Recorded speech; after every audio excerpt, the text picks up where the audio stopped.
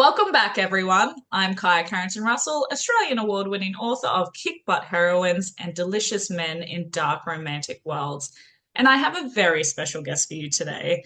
This particular author is actually a dear friend of mine. She is somebody that I speak to quite often, and I really wanted to bring her back onto the channel. She has been here before under a different pen name, and in the last couple of years, shit's gone pretty crazy for her, to be honest. We are talking Stalker Dark Romance Duet. She's recently signed a seven-figure deal, but prior to that, she was for about 12 months consistently in the Amazon Top 100. And I want to delve a bit deeper into her process, her strengths, her weaknesses, and just overall her success and where we're going to now. So I would like to introduce you to the one and only Morgan Bridges. How are you? Good, thank you. So I guess for the anybody who's watching this, I used to write under Miranda Bridges. That's what she's mentioned, what Kaya mentioned earlier. And that was a science fiction romance pen name. But we are here now as Morgan Bridges under my dark contemporary romance pen name. Although it probably won't stay contemporary forever. It'll probably just end up being a dark romance pen name. Because I feel like fantasy or PNR or something is in my future. But yeah. So, No. Well, this is what I really wanted to get you on because we'll discuss the journey. So when you started with sci-fi and why you decided to shift into dark romance. Because one thing that I really admire about you is your ability to read the market, see what readers are after, and adapt your own writing to fit that for the demand that is like obviously on Amazon and what people want. So take us back to the start and what helped you shift through different genres to now? okay. I came into the indie publishing in summer of 2019. I wrote four shit novellas. They didn't sell, and then so I started looking at the market, and I saw that at the time science fiction romance was doing well. So I went and read all the ones that were performing well, and then was like, what do they all have in common? Picked out those pieces of data and then incorporated them into my work as far as like, was it fast paced? Was it humorous? What was the page count? What was the price point? What was the reader satisfaction? Blah, blah, blah. So then I launched, so Miranda was Miranda, but then Miranda started writing science fiction romance. And then that was a good pen name for me. And I said this on your other one, but within 6 months, I was making six figures a year. So for that pen name, for the duration of that pen name, she made um, multiple six figures a year. But then what happened was, or what happened was, is TikTok came, and TikTok changed the market in a way that I couldn't foresee. And I don't really think any of us foresaw. And what it did was it opened my mind to a couple different things. It showed me the new influx, the new generation of readers and what they wanted, but it also showed me the mass amounts of readers that we had, because up until that point, my only interactions with our reader base as authors was what we saw on Facebook, what we saw via sales, what we saw just on various data points throughout social media versus like ads, like conversions and how many clicks were you getting. Like it kind of told you what you could expect on average. But then we see books like Haunting Adeline and The Ritual just hit the charts, but then hold. And up until that point, I had never seen a book hold for more than a week or two. They would just shoot up, they would hit high because their readership knew that they came out, and then they would slowly work their way down. And so, what that taught me was when I looked at that, it said they are having so many readers per day to hold that, and they are new readers, new readers. They are having that many new readers per day. So I was like, okay, obviously, there are more readers out there than I thought. And of course, like I said, we had an influx of a new generation come about that were new to reading because reading is now trendy and popular. And so our market increased, as did the number of authors too. So I will say that there is more competition in the number of books being published, but there is a larger readership. And so I I saw what happened to Ruby Dixon. I saw how she went viral. I saw how she had like, I don't know, five, six, seven books in the top 100. I saw she was already doing well, and she's a friend of mine. So, I'm not like saying anything that is bad, but I saw that she was great in sci-fi. Like she was my role model, but then I saw her fame, her fortune, her career explode in a way that we just didn't know. And everybody wanted to be Ruby Dixon at one point, right? Because her books were like exploding and it was great. Um, but what I realized is I wasn't Ruby Dixon. And so unless that happened to me with my series in sci-fi, I was not going to be a multi seven-figure author like that. And some people don't agree with me. I have some SFR people that didn't agree with me that they think that they can get seven figures in sci-fi, and I would say that it is possible. But I also think you have to work a lot harder. It was hard for me to want to stay in sci-fi and crank out a book a month, even though they are shorter, but it's still crank out a book a month, as opposed to people who are writing 3 to 4 books a year and making seven or multi seven figures. So that is what prompted me to pivot into a genre that could sustain that type of income with a large enough readership. And I just didn't believe that science fiction romance at the time or even now has enough to do for the average sci-fi reader. Like I said, some people have it, but for the average sci-fi, not I said reader, but for the average sci-fi writer, I just don't think that it's going to do the income that writing 3 to 4 books a year in a different genre, a larger genre could. And again, it's not that one is better than the other. There's no right, one genre is not more righteous than the other. It's simple numbers. I'm looking for I want to go from a pond to an ocean, where there's more fish in the sea. So it was hard for me. I'm not gonna lie. I watched my money decline on one pen name as I started writing a dark stalker duet on another. Um, but like I said, Miranda had been good to me. I had worked really hard on that pen name and I had made enough money to um, take a leap of faith. And I used all of Miranda's money to fund Morgan. And I had tried Morgan in 2021, to be clear. I had written a couple Mafia books, and they just didn't perform as well as my sci-fi stuff. So I was like, I got scared. And then I went back to sci-fi. But then I was like, no, I can't be scared. Like, I have got to like, this is so rude, but shit or get off the pot. Like, you need to make a decision. And I was like, okay. So I said, I will make this work. Like, there was like like I think it was a Spanish conquistador that he went to a new country and then he burned his ships and he was like, basically, we are not going home. Like, we will die or we will make this work. And I was kind of like, okay. So I went into Morgan again and I said, I will make this work or I will die trying. And I didn't expect success right away, to be completely honest. And it's not for lack of faith in me. It's for there's uncertainty with everything we write. Like we hope that everything we write does well, and we hope that, you know, series do well, and then the next in a series does well. And usually they do, right? But I was starting from scratch again. That pen name had been dormant for 2 years. And so it was a dead pen name. And I didn't run ads to it for 2 years. Like I did the little launch with my Mafia and then I let it die. And so for me, this was a brand new pen name. So I wrote a dark stalker romance. And that leads us to, I guess, this interview today.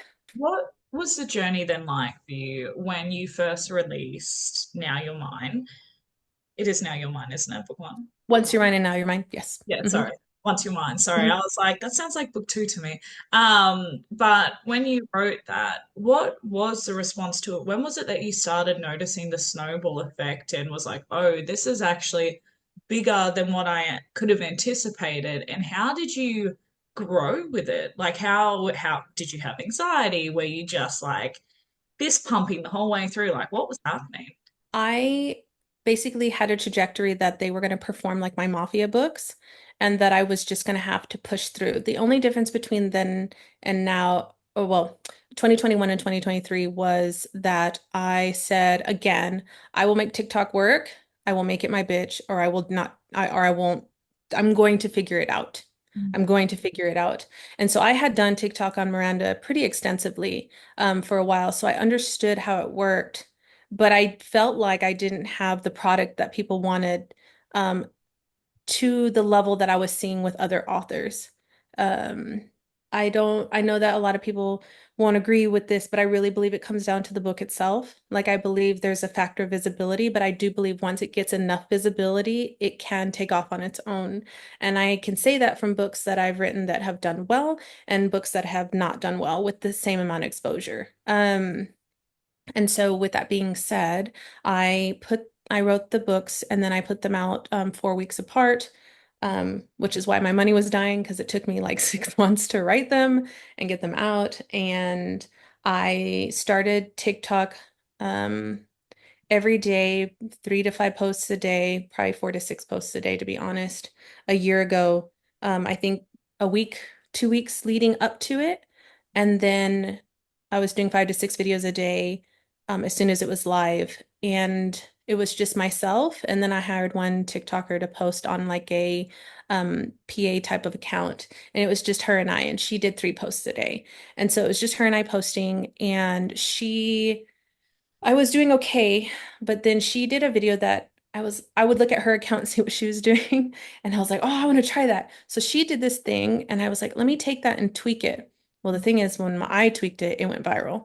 And so after 2 weeks of it being live, it went viral, and that's when it started snowballing.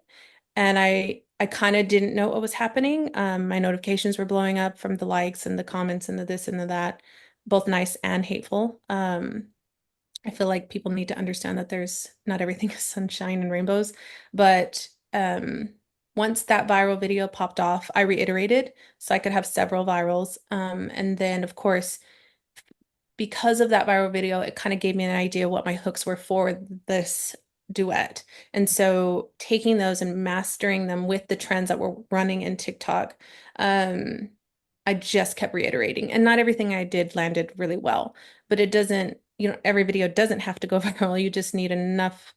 I don't want to say enough viral videos because that sounds like crazy, but you just need, a 10,000 here, a 20,000 here, a 5,000 here. And if you have enough of those and then one big one once in a while, um, so then, yeah. So once that one took off, I was just doubling down. I didn't do anything but live and breathe TikTok. Also to stroke the algorithm, I answered every single comment that came on my feed.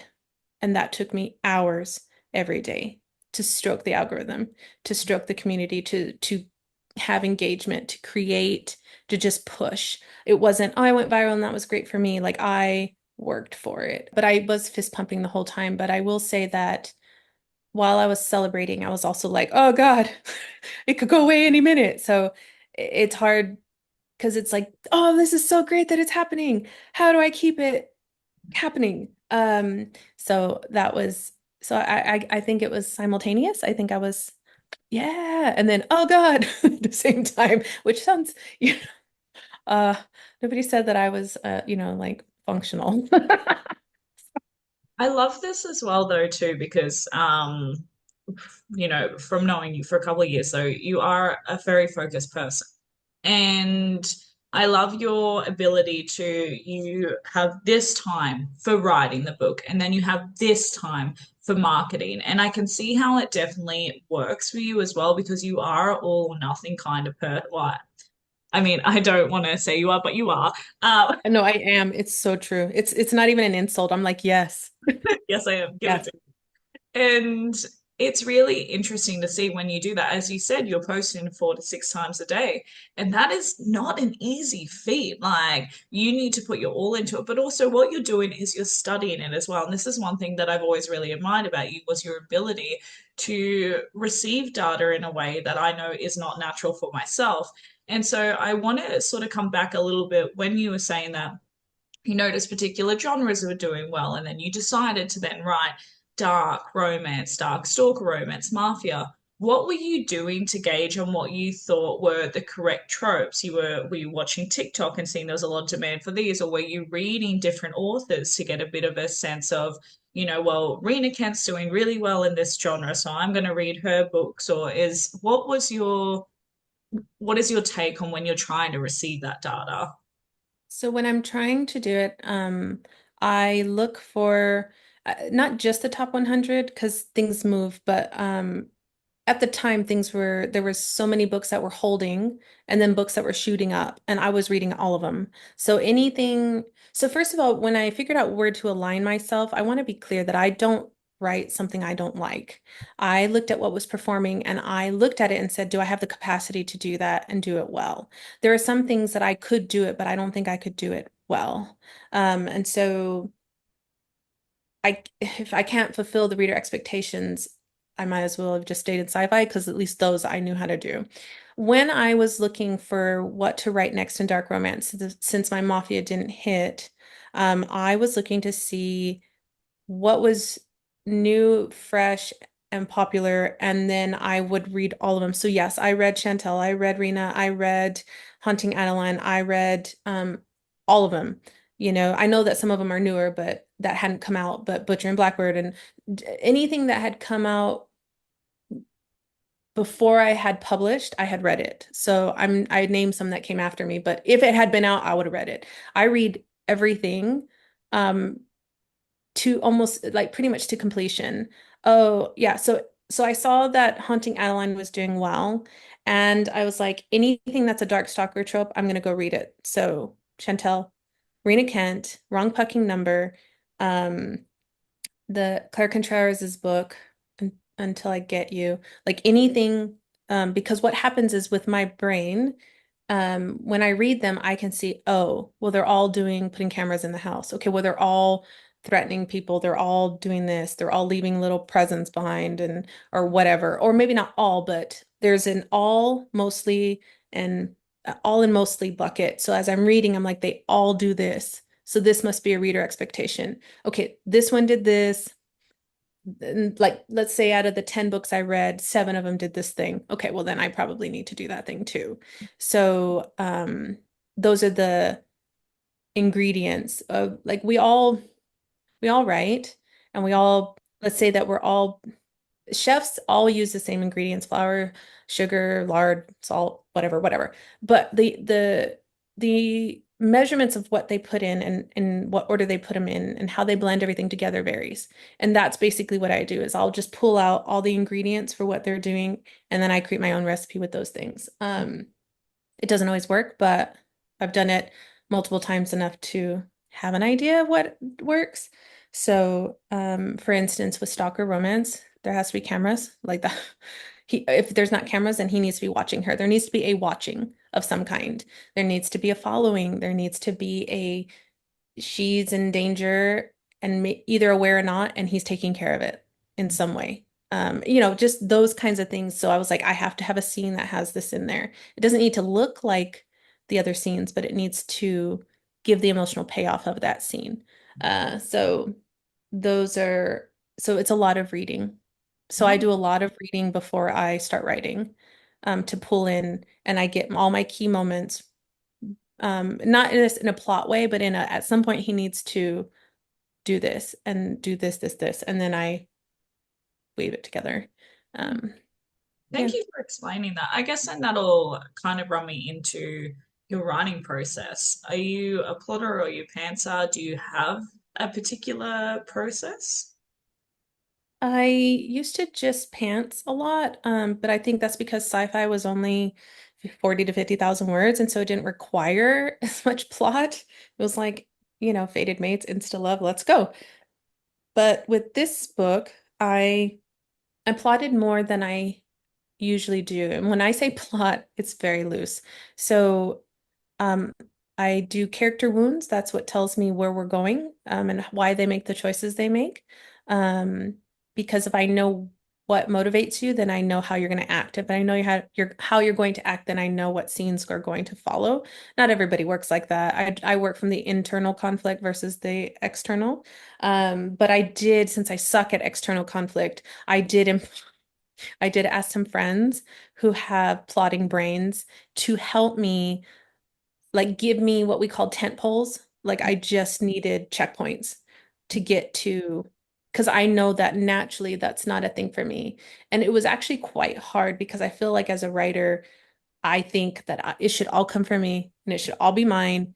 And it is all mine and it does all come from me. But asking for a separate point of view to get clarity on things that I am blinded to because of the way that my brain works is actually not a bad thing. And so it's something that I've forced myself to embrace. It's not bad to need help. It's not bad to ask friends for help. And if somebody asked me for help, I'd be like so honored and happy to help. And I forget that's how people in my life think about me. So I'm actually not being a burden or anything. And so now it's my thing. So now I'm like, hi, it's me again. I need help plotting this thing, and they say yes, no, or that's not gonna work or whatever. And it just really helps me. So yes, I'm plotting now, but it's very tentpole like moments. I suck at backstory a lot, and so some of the plotting is just forcing me to do backstory. Yeah. I Because it does lead into the resolution, which is over here. I love that you identify that within yourself as well, though, because as you said, obviously we expect to be a little own genius, and we definitely are. But I think we do need to discuss more that it's nice to be able to have that back and forth with author friends that you trust, because we all have different strengths when it comes to writing as well. And I think once you easily identify those, then you really know what you're working with as well. One thing that I appreciate about you massively, and we'll go over it because I know we could talk about this for hours, but when I first came across your amazingness, you have always been a massive advocate for Becca Syme's strengths. And it's honestly, especially this year more than ever, as I've grown personally myself in my career, it's really helped me a lot. And I want to know why it's important potentially for people to take this test, which is based on the Clifton Strengths, I believe, but how it can empower you as well. Because having discussions with you, I realize I'd be like, but I don't do this like this author, or that author's better than me at this. And then when you explain to me how I actually function and why I do those things, I was like, oh, that makes sense. That's my own superpower. And it's just made me so much more comfortable in what my process is. So, briefly, because again, we can talk about this for hours. What, Yes. why would you encourage people to take that test, and how it can really benefit them in both their writing and their marketing and author career and everything else they need to know? Okay, so I'm a huge Gallup Strengths advocate. Anybody who talks to me for 5 minutes, you're probably either going to take the test or give me your results or whatever. Like it's not even a secret anymore. It's just who I am. It's because I'm such a believer in it because know thyself. I think when you know yourself, and it's beyond my personality, it's brain wiring, it's your genetic makeup, it's things that come into play to make you who you are. We have these patterns of behavior and they don't change. They just don't. It takes a significant life event or medical event to change them. So if you know that you can't, why would you spend energy fighting against something? And the thing is, what blows my mind, because after 4 years of strengths work, and I'm still going to continue probably forever. But after your 4 years of strengths work, what I've realized is we're actually stifling the talents that we have. Like we're not leaning into what actually would make us successful. So one of the differences between writing sci-fi and writing the stalker romance was I was like, well, what do my strengths have to offer this book? What do my strengths have to offer TikTok? What are they? I'm not good at slides. If you look at my TikTok, I have like 10 slide posts, and every time I try, I really suck at them. I have another friend who she's really good at them. Like she's just good and she cranks them out, but I can't do it. So if I were to only do slides, I would be doing myself a disservice. I need to do something else. So in doubling down on what you're actually good at, you're more likely to have the success you want. And so I have learned to not fight what I'm not. If I can't do what other people do, then that's okay. But I'm good at something else. It's not that I'm not good at anything. That's what strengths teaches us. It's not, I can't do this, and therefore I'm screwed. It's, I can't do this, and this, but I can do these things over here. And when you double down on this, the exponential growth comes and the sense of self and self-worth. That's what should happen is you should be able to value yourself. And for a time, I hated some of my strengths because I didn't like most writers have high intellection. and I don't. And so I wept over that. But now I don't worry about it anymore. I've embraced that and I go, okay, but I can network like nobody's business. So I will do that instead. Um, and I think the acceptance of self leads to respecting and loving yourself. And that obviously, as writers, we create. And if we're in a good mental and emotional headspace when we create, that comes onto the page. But also likewise, the reverse of that is true. If we're hurting and things, then that also goes onto the page. So I think being in a place where you love yourself and accept who you are, and not just accept it, like I guess that's just who I am, but actually like embrace it and then begin to utilize it and use it as a stepping stool and as a tool to get you the things that you want in life. Um, I mean, the possibilities become limitless after that. So I will always say people should get their strengths. I recommend Strengths for Writer by Becca Syme. No, she's not paying me to do this, but I should have like an alumni discount, honestly. I know. I'm actually surprised you don't, to be honest. I'm like, why? You would have brought her so much business by now. Probably have inadvertently, and that's okay. That's fine with me. So When I first took the test, it was years ago. I didn't really think much of it. I was like, cool, awesome, but I never deep dived into it. And just taking those couple of hours to actually thoroughly go through it was very liberating for myself, and I know for fellow author friends as well. And I love tickling your brain about it because I know how passionate you are about it, but also when you say it, I'm just like, it sounds like God's word. Like you're just like, this is the future, and I'm like, yes, yes, it is, Morgan. it's true. I mean, but your strengths are awesome. And I do have strengths envy sometimes. Like I'm working on the plane back home. I'm like, no, I'm not doing that. And I did start to feel bad. Like I was like, oh, she's so awesome and she works so hard. And I was like, no, my achiever is not as high as hers. I will not feel bad about this. So then I just sent you a text from my couch.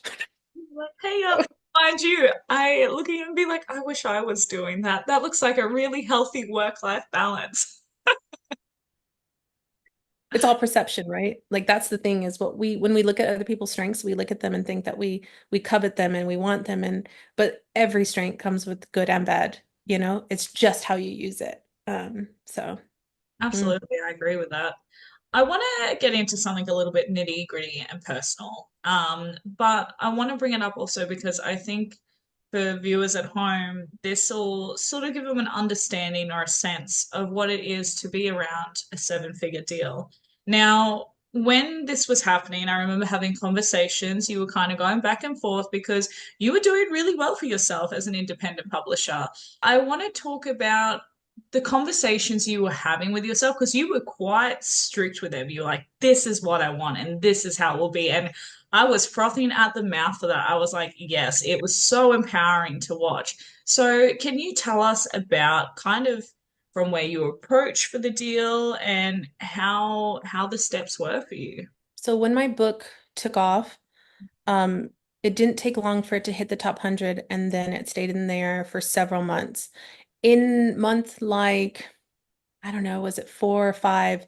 I was approached by Hachette and they wanted to talk to me. And I assumed that they were going to give me like, I don't know, $250,000 and be like, for all my rights, both books. And I was going to be like politely declining and telling them they can kiss my ass.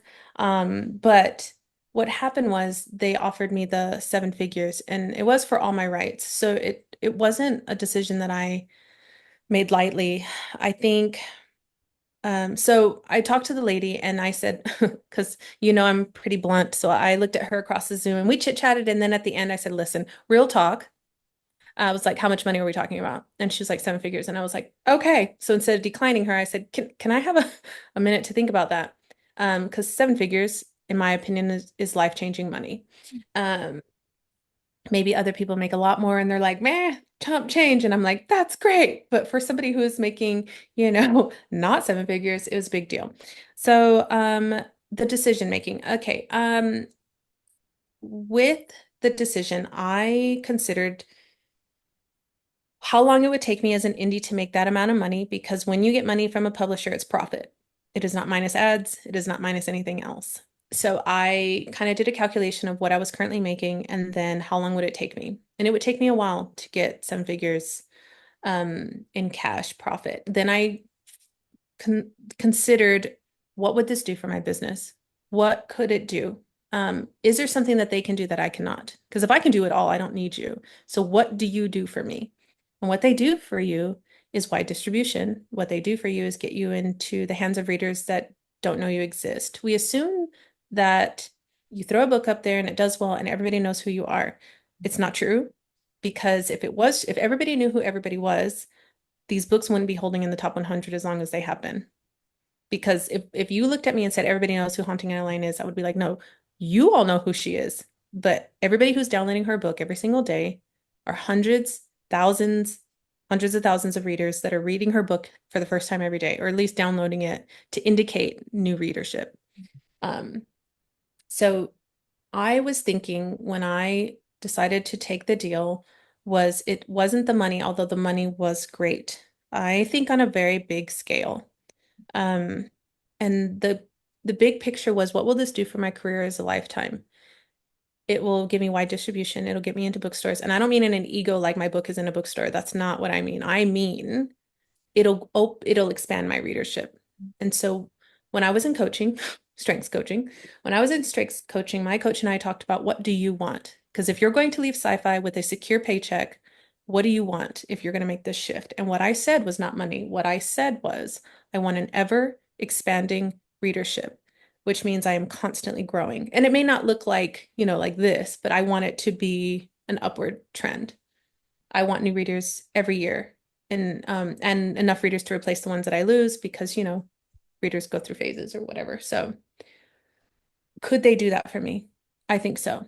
I think that those shelves in Target and the shelves in Walmart and airports and things like that are readers that I would never have touched if I had not sold. I don't think everybody should sell.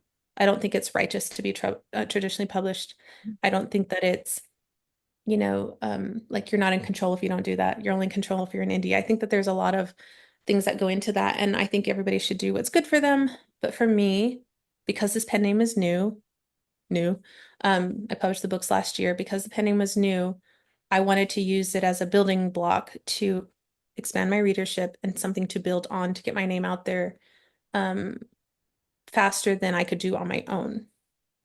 So I don't have any regrets. It's nice to see my books in bookstores. I'm not gonna lie, like that does, then the money was nice. I'm not gonna lie, but what I really want is new readers. So that's why I did it. And then when it came down to the wheeling and dealing, I kept in mind the future of my platform. And so the future of my platform is, you know, all things considered, I will be KU. As long as things don't go crazy, I will be in KU. Um, so I told them that I had to be enrolled in KU because they weren't going to screw over all the readers that I had and all the readers that I could have. So, and I also told them that they would not change my covers because I had put in tens of thousands of dollars into marketing this book on TikTok, on Amazon ads, on Facebook ads. I had spent a lot of money to get this cover out. And because this cover converts, for them to change it, I just couldn't fathom that. So I told them they would not change the cover.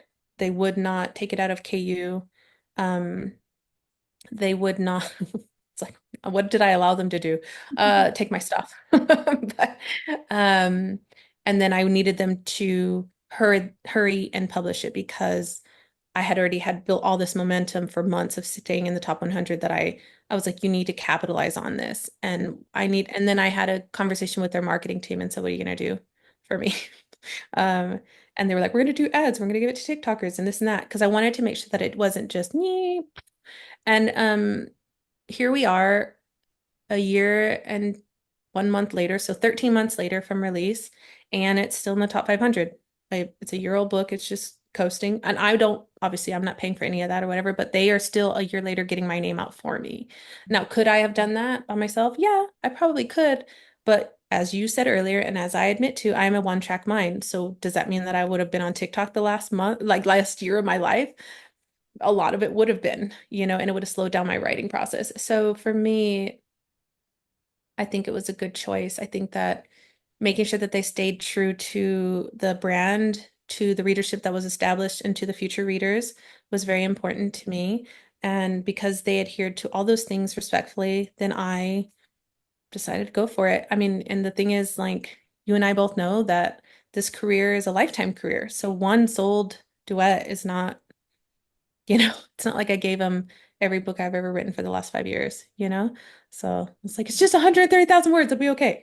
But what I Uh, like about this too, I really wanted to go into depth with you regarding this because I feel like some authors have a pressure on them where they get offered a deal and they think, oh, but I have to take it. It's a traditional, deal, but they're not sometimes asking the right questions as to how are you going to continue marketing this book. And I've seen it with so many fellow author friends who have been like, cool, thank you for that. And sometimes it's only, tens of thousands of dollars. And even then, that can still be life changing for many people. But as you said, you need to look at the trajectory of your career.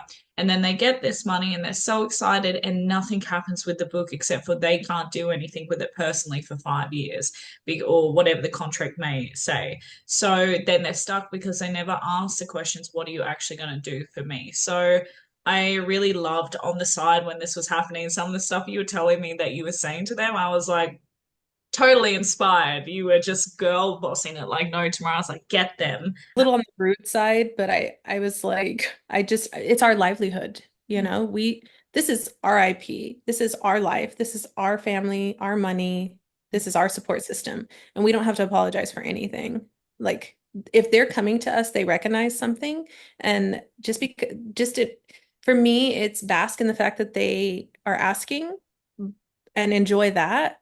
But that should not be the decision. That to me should not be the deciding factor. There's way more than having a chance to be in bookstores like that. For me, it's nice, but this is my opinion, that's more ego driven. Like, I don't need that. I will say that people in different points of their career want different things. So if I made $1 gazillion, you better bet I want to be in a bookstore because that's something I haven't achieved yet. So I will say it's where are you in your author journey? What are you seeking? What do you want? But for me at this time, it was not a, you know, dopamine hit. It was a strategic decision. Yeah. Um, yeah. I'm gonna ask the question. I feel like that's probably looming as people watch this. How long did it take for the money to hit your account from when you signed the contract to agree you were handing everything over? What did the process look like in between there? Did they basically have immediate rights, or was it 3 months? And when did the big fat check hit your account? It was divided into segments. So because it was previously published work, the day that I signed, then I got for signing. Then when I turned over my ebook first, um, and then I got money for that. Then I relinquished my print, even though Amazon had printed a bunch of them, and there's still some out there, but not as many now. But then I unpublished my print. And then that was another, like, they were like, yay. So once I gave them my ebook and unpublished my print, that was basically me handing it over to them. So I got it upon signing, me unpublishing and transitioning the ebook. Then I got a payment when book one came out, and then the next payment when book two came out. So it was four different segments. But it was all within 6 months. So, because I signed in April and then the last book came out October 1st, so actually less than 6 months, which my agent freaked out because she was like, I have never, because she told me, she was like, oh, it's going to be months before we sign and then months before they get it in the shelf. And I was like, okay, great. I'll just go do my own indie thing. And then it started happening really quick. They were like, okay, so we need you in public. It was April. I signed like mid to late April. And they're like, okay, so June 1st, unpublish your stuff and then do this and do that. And I was like, oh. And so I did, even though for all the I'm going to do this and I'm going to do that. I still panicked. So yes, I got it in chunks. I got it in segments, but I mean, all within, when I say a couple months, you know what I mean? Not this like 18-month turnaround. Oh, and then I also in my deal too, when I was negotiating with them, I said I wasn't going to do any revisions. So that probably sped the process along too. And I'm not saying that people should just be like, no, I'll never change anything. But I was like, there was nothing. I heard that one of the authors that signed with Bloom had to change some of the content in her book because it was non-con versus dub-con. And they found that it would be offensive to readers, so she went and changed that. I'm not talking about stuff like that. the content in my book wasn't going to make it sell any better or worse if I changed it. So to me, that was a waste of time. So that was another reason why I think this moved along quickly because I was like, no, I'm not going to do that either. If I'm selling this much money on my own, why would I change any of it? And I'm not saying the book's perfect because I know it's not. Like, look at the rating, it's not, but it's good enough, I guess. I don't know. I love you. And it always makes me so happy when wherever I am in a bookstore and whenever I see your book, I always take a photo and send it to you because I'm like, that's my friend. Look what she achieved. And it's awesome. It's so Thank awesome. you. Thank you. And to anybody still watching this at this point, thanks for listening. Well, well, I mean, I find you fascinating, but maybe I'm biased. So, what do you do then when it comes to, because you're very involved when it comes to your advertising and your marketing and your social media, you're very involved with all of it, but also you do delegate certain things as well. So, I'm kind of curious as to what advice you might have for authors who are listening when it comes to advertising and marketing and social media and all the bigger beasts besides writing. It's a very strengths-led conversation. I think if you're good at marketing, you should do it. I think if you're not good at it, you should delegate.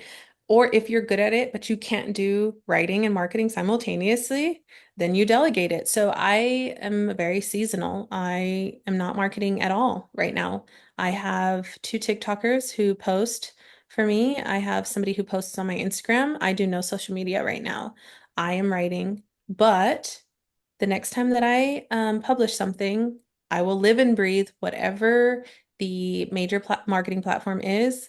I will be on all of them and I will market until I know the book's either going to take off or I know that the book is just okay and needs to be added to the backlist and moved along because, um, you know, if you have a winning horse, you double down on that and you put more money on it.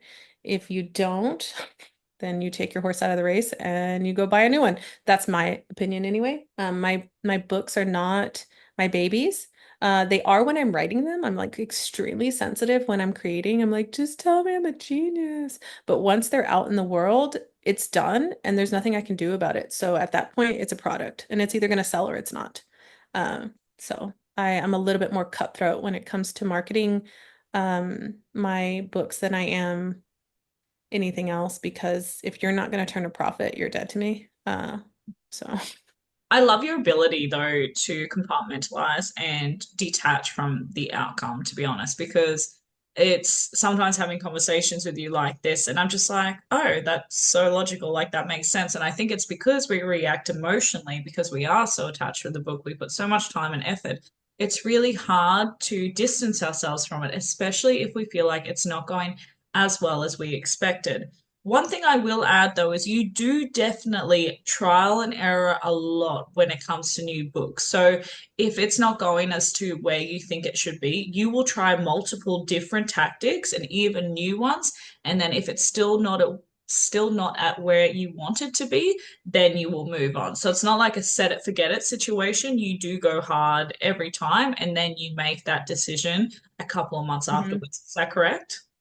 Yes, it's true. I try, like I'll put lots of money on Amazon and I'll try like crazy bids or competitive bids or, double down on certain author names or go and do TikTok ads or TikTok myself or push my TikTokers to do more or whatever. I will vary the marketing tasks. And I will say though, I detach in my action but behind the scenes, I complain about it a lot. So I will say that even if a book doesn't perform, I can talk to you about it and be like, man, it doesn't. But there is a tantrum that happens within the first, 60 to 90 days of it not working. And then I will move on. So I do want to be clear that I wish I was that logical that I could just be like, oh, look at that. It's not working. I'm like, what the fucking piece of shit is this? And still do everything I told you, still cut ads if I need to, still lay it to rest, put it out of its misery, as it were. But there is some tantruming. I wish I was completely impervious to it, but I'm not. But I will. It doesn't matter what I feel. What I do is what matters. And if it doesn't convert, it doesn't convert. And it doesn't matter how much I whine about it. If whining sold books, I would be a billion gazillionaire. What would you then say your greatest challenge and your greatest accomplishment so far has been in your writing career? I would say the seven-figure deal, but not because of the money and not because it's trad. It's what it represents. It represents me taking a chance on me believing in me. It represents me having tenacity, and it represents me believing in myself to a degree that I had not before. Going somewhere, burning your ships, and then just making a go of it, you know, I was very determined. And I'm not saying that people that don't succeed are not determined, but it's more of I didn't know it was going to work, right? Like I expected it to act like the mafia books, which is not very nice, but I was trying to have I've been accused of having unrealistic expectations, so I was trying to have realistic expectations. And so I would say that that's what it represents. So it's not, oh, I'm trad pub or well, hybrid. It's not even that. It's what it represents. And what it told me was that with my strengths and lack of intellection, that I too can do well. And so it told me I don't have to be anybody else. Um, so that was really good for me. What do I struggle with the most? I have a lot of uncertainty about the market and how it's shifting. I there was a point in my career over the last, I think before, because even in 2020, TikTok was going, but it like really boomed 2021, 2022, and then I'm a late bloomer, so then I got in there at 2023.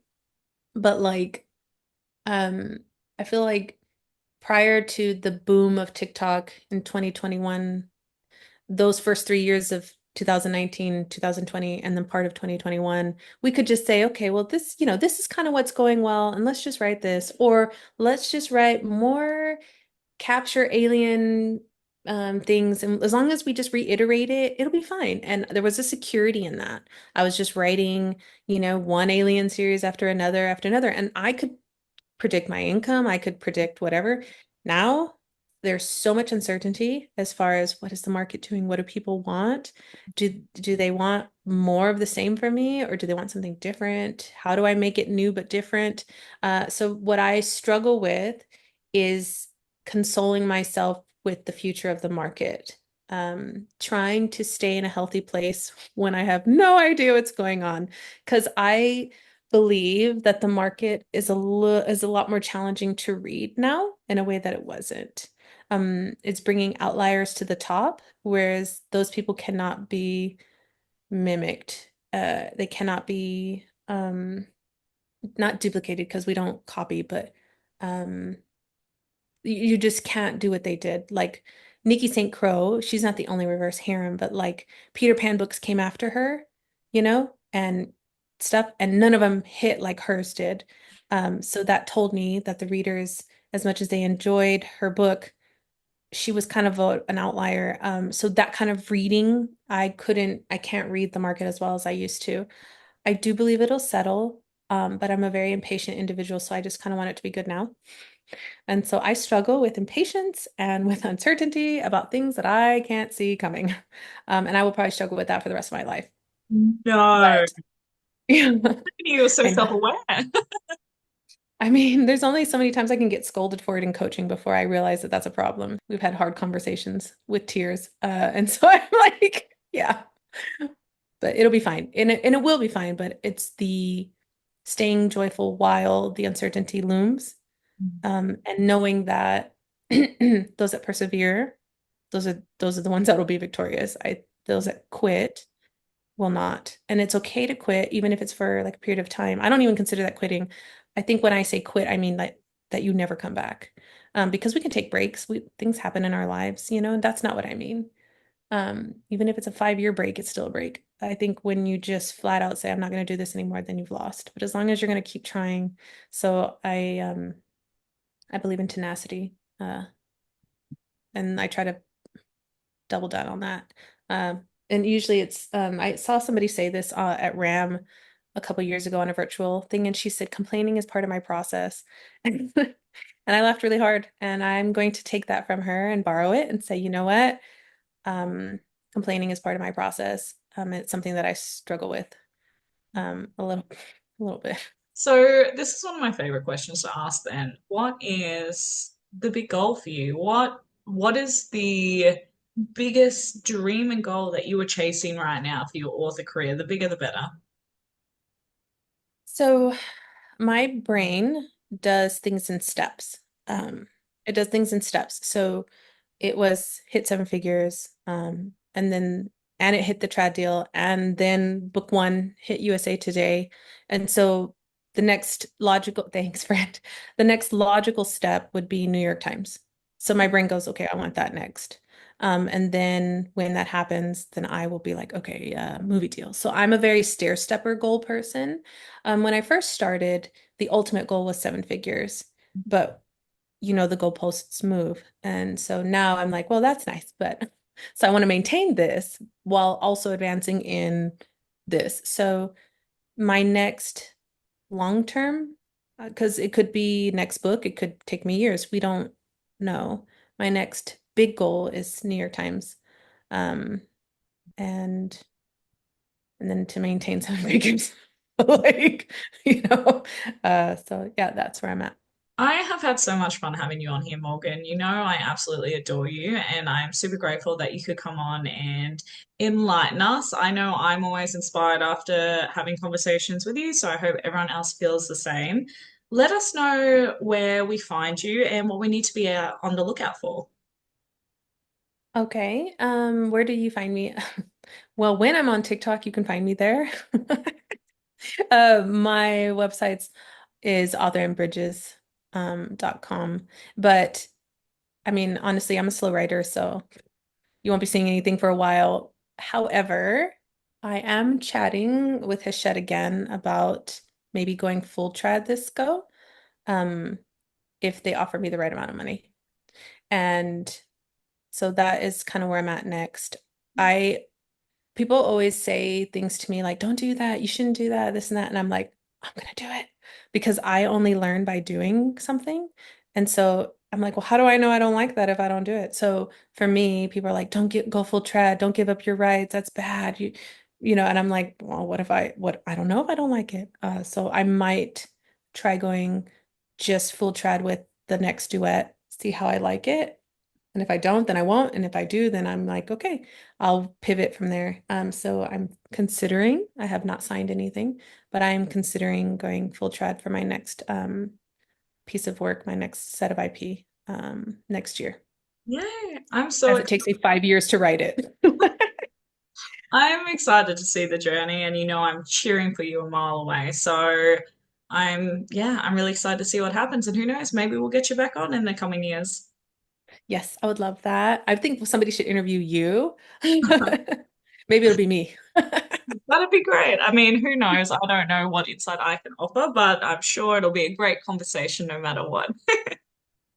Well, we're gonna love you and leave you guys. We'll see you next episode. Bye, guys.